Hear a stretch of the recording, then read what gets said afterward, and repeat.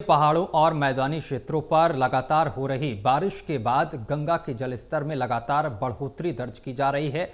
बताते चले कि वाराणसी में गंगा के जलस्तर में बढ़ोतरी से सभी घाटों की सीढ़ियां डूब गई हैं और घाटों के पास छोटे मंदिर भी अब गंगा के आगोश में आ गए हैं और गंगा का जलस्तर चेतावनी बिंदु से लगभग 7.30 मीटर नीचे बह रही है। बताते चले कि गंगा की जल स्तर अभी स्थिर नहीं है और लेकिन बताया जा रहा है कि आने वाले 2 से दिनों में यहाँ पर पहाड़ों पर हुई बारिश से लगातार जल स्तर बढ़ा है और इसी को लेकर हमारे संवाददाता अभेंद्र प्रताप सिंह ने जायजा लिया है।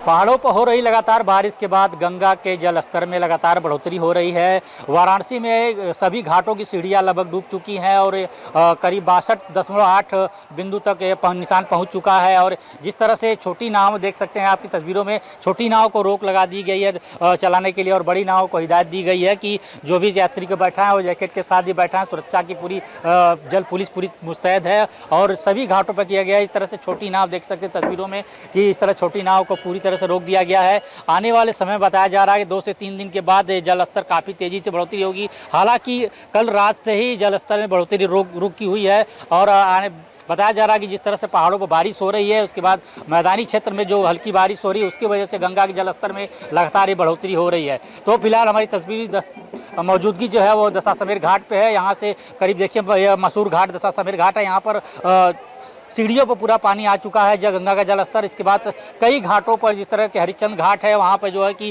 अंतिम संस्कार जो किया जाता है वहाँ पे सीढ़ियों तक पानी आ चुका है। तो इस तरह से गंगा आरती भी अब ऊपर किया जा रहा है। जो मशहूर गंगा आरती यहाँ पर होती थी वह भी अब सीढ़ियों पे ऊपर किया जा रहा है।